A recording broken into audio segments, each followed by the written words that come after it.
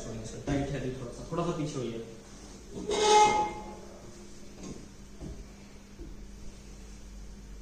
बिल्कुल रिलैक्स, ठीक है जी सर।